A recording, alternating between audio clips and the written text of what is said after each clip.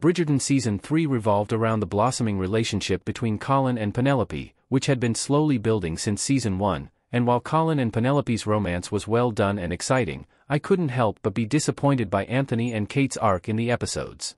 The Netflix historical romance television series is based on Julia Quinn's Bridgerton book series, with each season following one of the novels.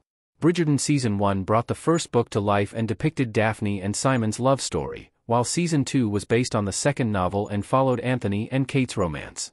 The Netflix show skipped over Quinn's third Bridgerton book, which revolves around Benedict, in favor of adapting the fourth one, which chronicles Colin and Penelope's development as a couple. Consequently, Colin and Penelope were the stars of Bridgerton Season 3. However, even though Anthony and Kate were no longer the show's central focus, they were still underutilized and essentially tossed to the side in the 2024 episodes. After Bridgerton Season 2's ending, I expected Anthony and Kate to have less screen time, but their scarce amount of scenes in Season 3 was unbelievable. Anthony and Kate's Bridgerton Season 3 story doesn't make sense.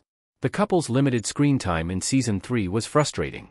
After Anthony and Kate got married, I was hopeful that viewers hadn't seen the last of them.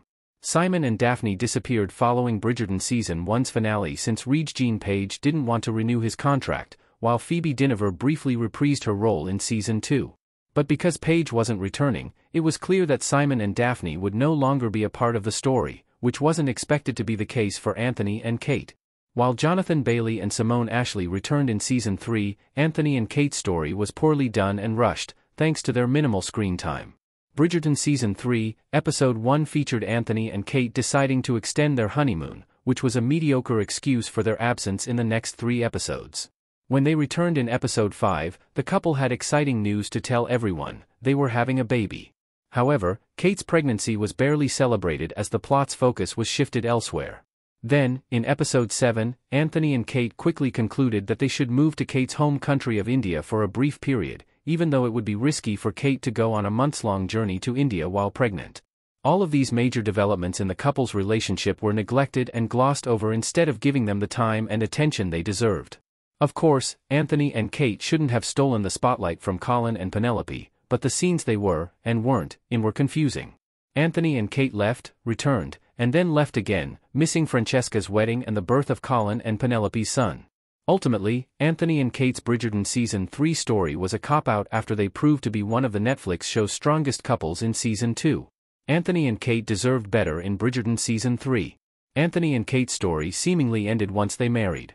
Anthony and Kate embrace each other in Bridgerton Season 3 still. We never got to see what came next for Simon and Daphne after Bridgerton Season 1. So, Season 3 was the Netflix show's chance to follow a happy married couple and further explore their relationship, but the writers fumbled the ball with Anthony and Kate. Yes, a couple of episodes featured significant and exciting changes in Anthony and Kate's lives, having a baby and spontaneously moving to India.